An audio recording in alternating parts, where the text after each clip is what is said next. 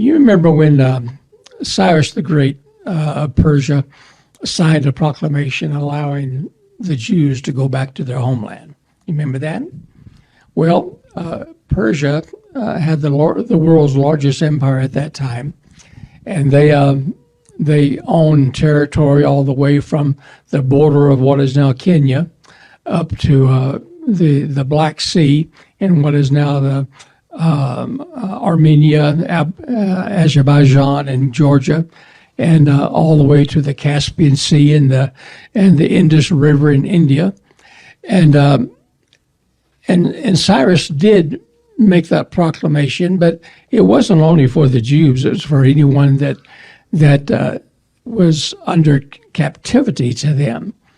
And as far as the Jews were concerned, about a third of the Jews that they had under their control did return to what became Israel, Judea, and that area, and they settled there.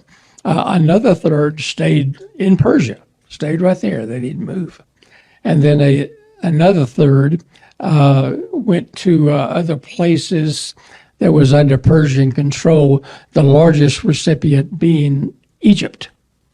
And some of them settled in the Egypt Delta, but the majority of them settled in an island that had been given to the Jews by Cyrus the Great, and that was called the island of Elephantine. The island of Elephantine, you can still go to Egypt today and tour that as part of your tour. It's down by the first cataract or the first waterfall of the Nile River. It's about 700 miles south of Cairo.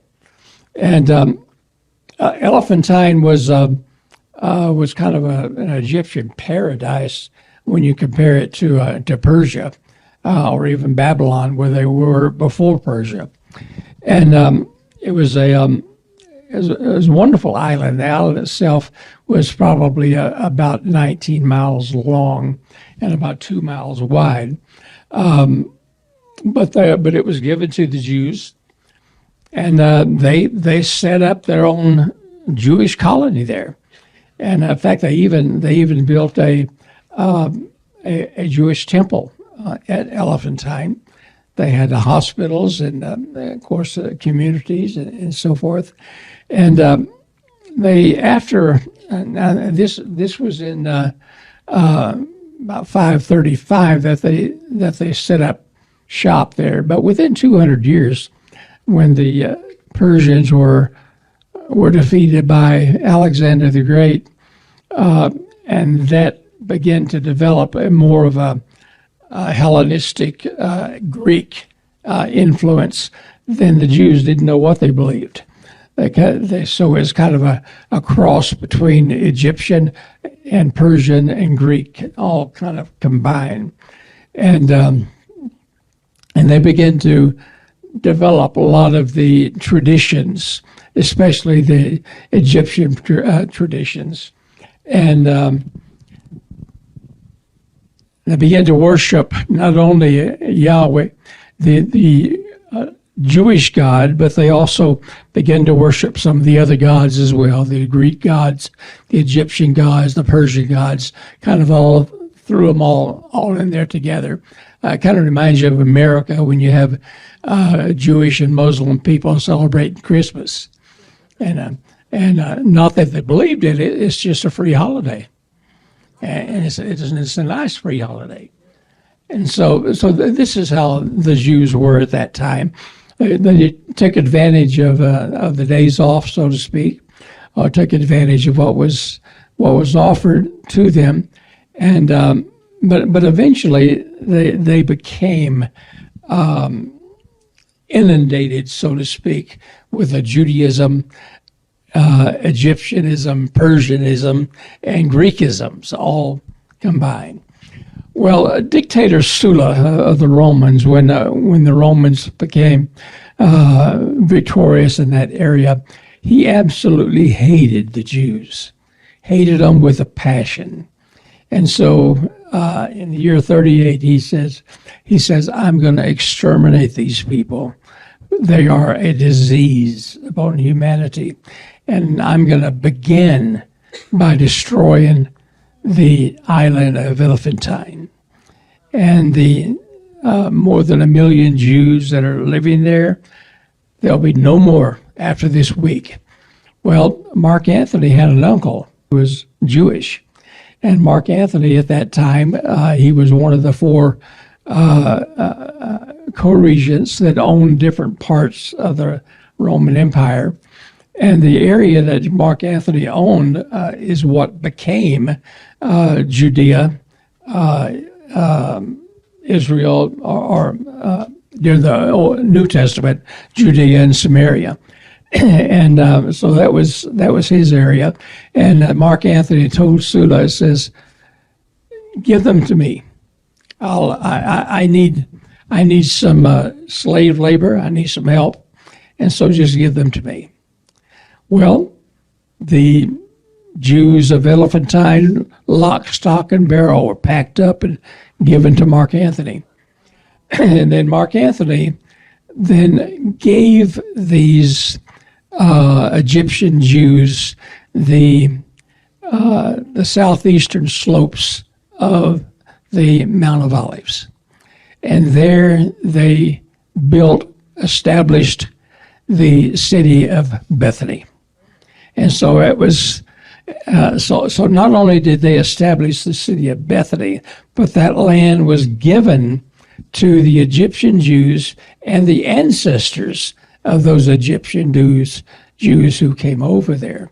And so if you were an Egyptian Jew or your ancestor was Egyptian Jew, then you could live in Bethany and you could own property in Bethany. If you were not an Egyptian Jew, then you couldn't own property there. As a matter of fact, you couldn't even spend the night in Bethany unless you were invited to do so by an Egyptian Jew. And so it was not permitted. Plus, those people became wards of Caesar or wards of Rome, which means that they were tax-free, and it was a type of thing that if the area ever came under attack, that the Roman military would protect the wards of Rome first and foremost. Well, Lazarus became well known in that area primarily because he built the first almshouse in the entire world. An almshouse is a place of refuge for the homeless or people that didn't have a place to stay.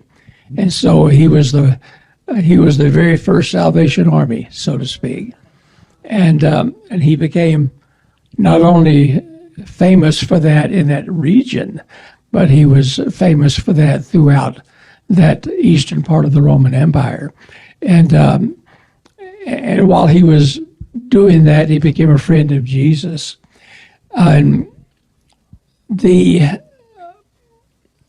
some of the customs that the Egyptian Jews developed and carried out were various customs that the Egyptians had, and among those was the burial custom.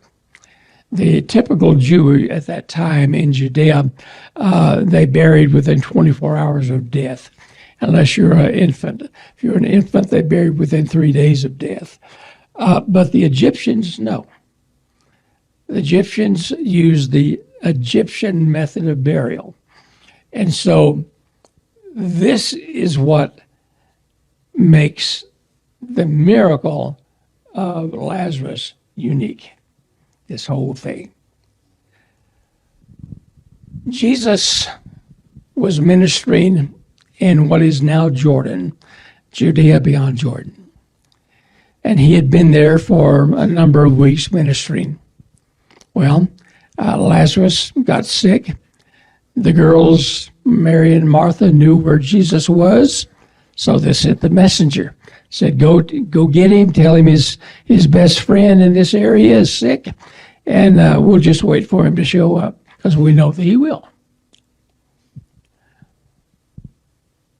Jesus sent the messenger back. Now put yourself in the place of the girls. The messenger came back. And he didn't know that Lazarus had died on the first day he left. So he came back all happy and joyful, smiles on his face. He says, I got good news. Girls, just rejoice. I found Jesus, for one thing. I said, and he says that this sickness is not unto death. Isn't that wonderful? And they said, yeah, it is, but, you know, our brother died the day that you left. And by the way, where's Jesus?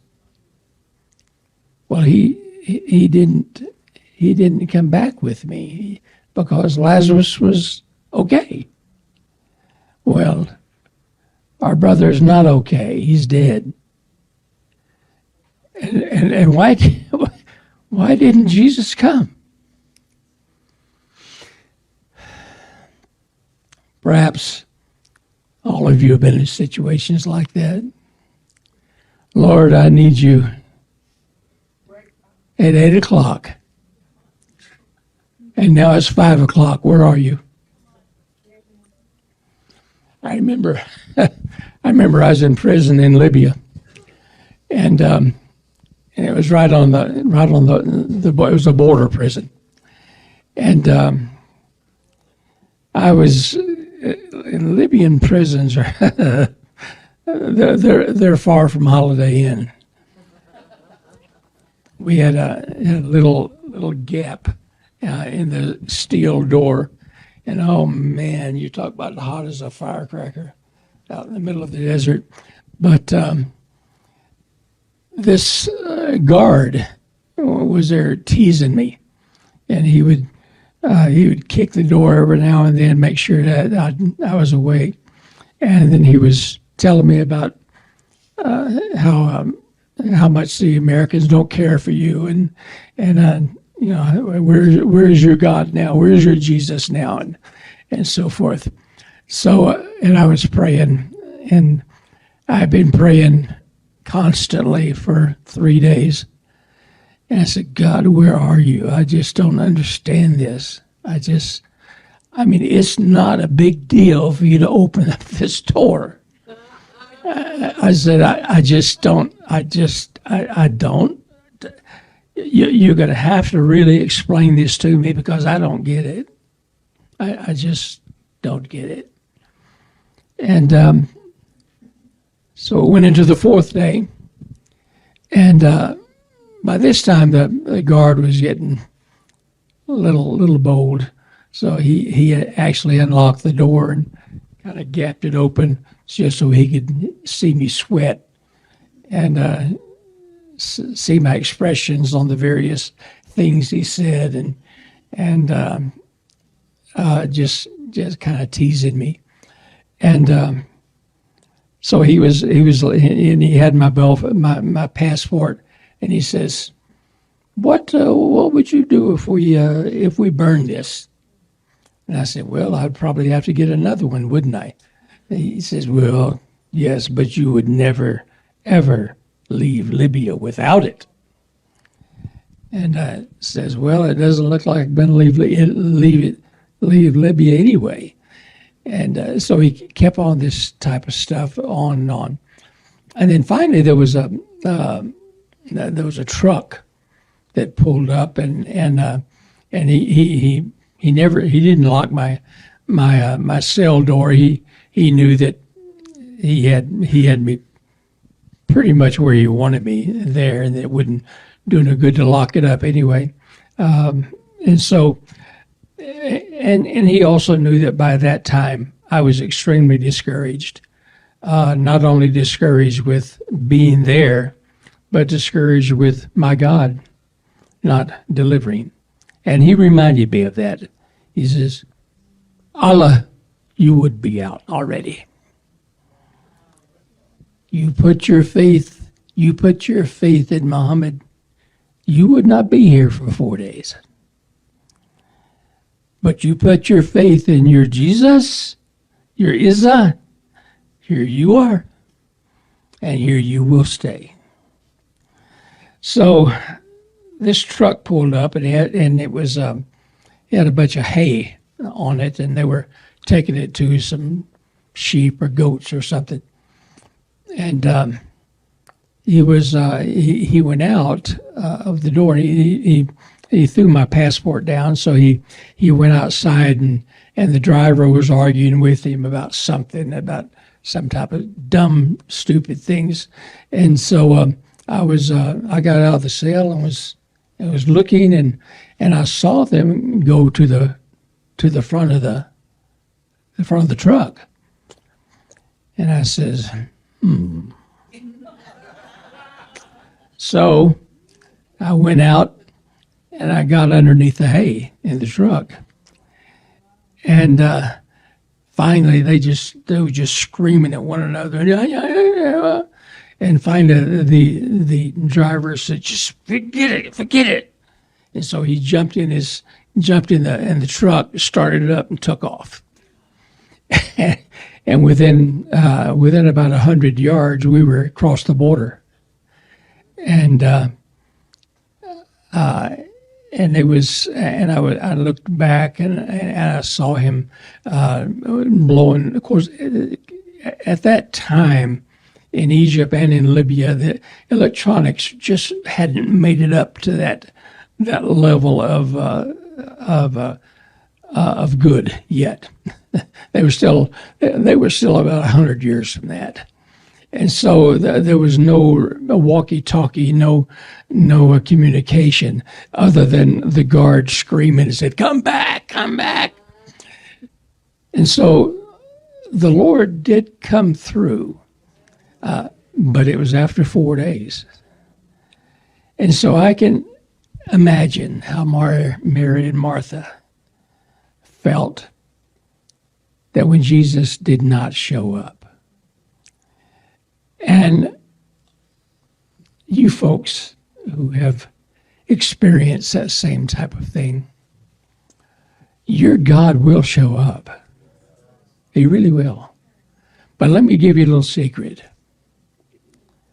He does not own a watch, nor does he have a calendar.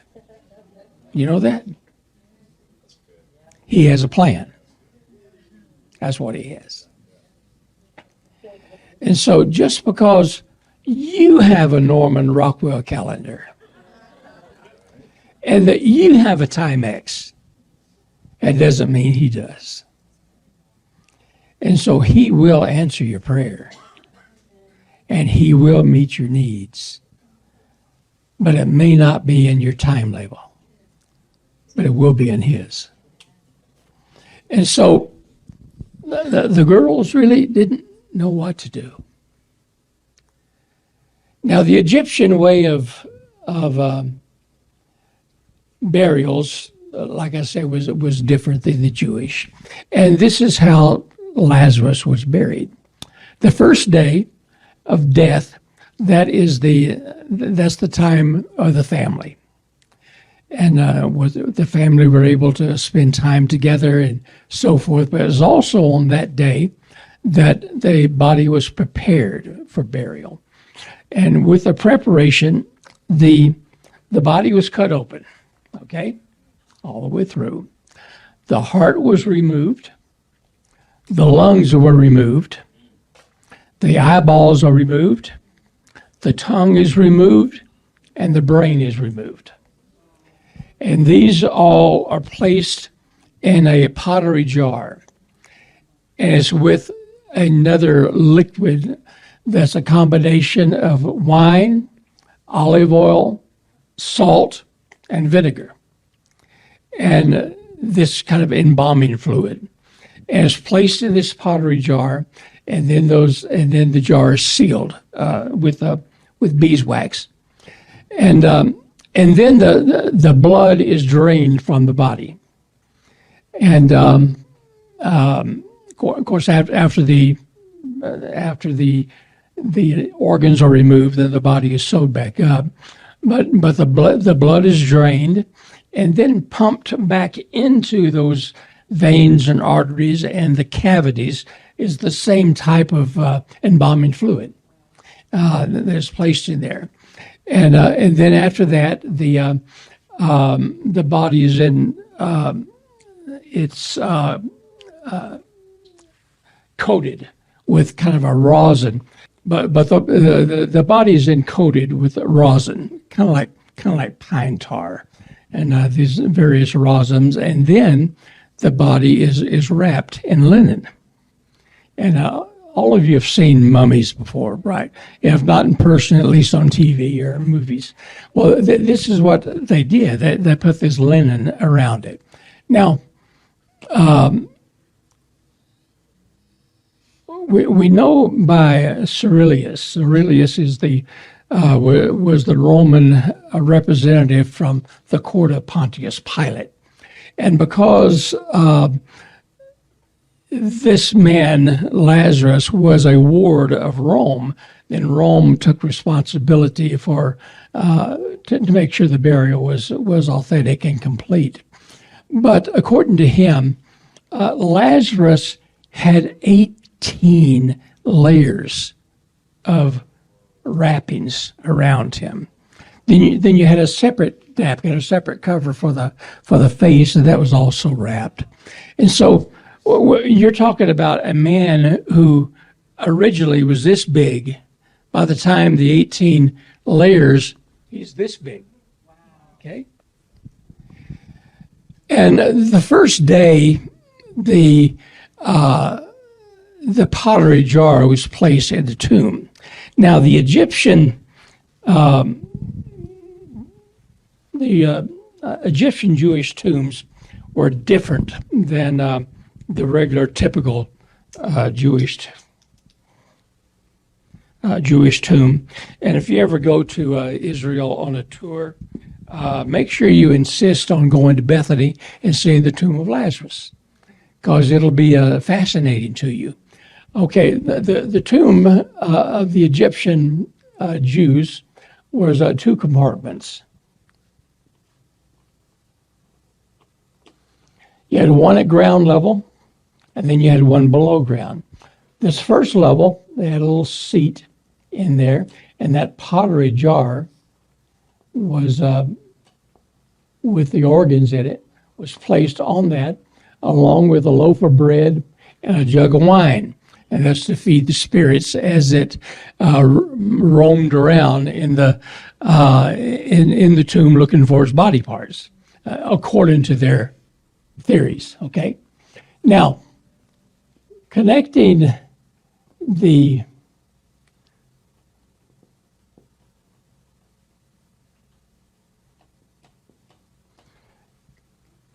top to the bottom chamber was 40 steps. Went down 10 steps, then there was a platform, and then 30 more steps. And it turned at 90 degrees. So you had 10 steps down, platform, 30 more steps down. And these 40 steps represented the 40 years in the wilderness that the Jews went under Moses. Now, this top compartment is about an 8 by 8 feet. And the bottom compartment is approximately widthways would be about 15 feet wide by about 23 to 27 feet long. And so that's the bottom compartment. Now, this bottom compartment is where the sarcophagus was placed. A sarcophagus is a stone coffin, and it's very heavy, and so it remains there in the tomb, and it's about 3 foot tall and about 6 to 7 feet long, and this one was probably near 4 feet wide or wider, but after the body is placed in the sarcophagus, then there's a stone lid is put on top, and it's all sealed in with wax after that. Now, this pottery jar with the body parts is placed there in day number 2. And the body is placed in the sarcophagus on day number 3. Now, on these various days, like the family is, the immediate family is day 1. The next day, day 2, is the family members that are in the general region. They can come and play there and pay their respects. The third day is when outside visitors, business associates, and such can come.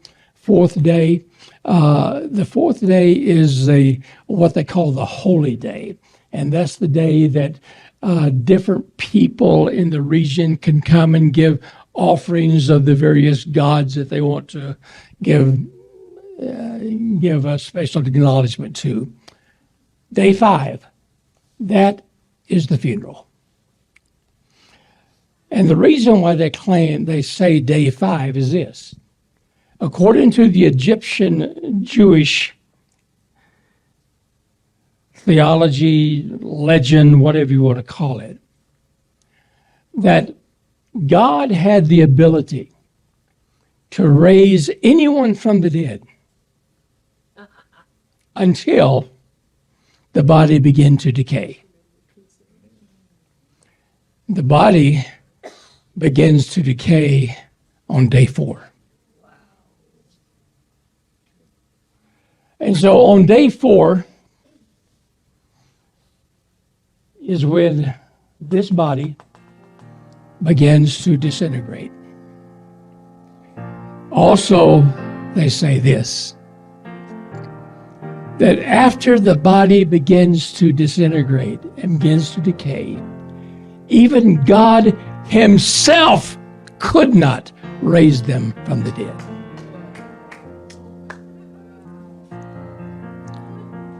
Jesus showed up on day 5.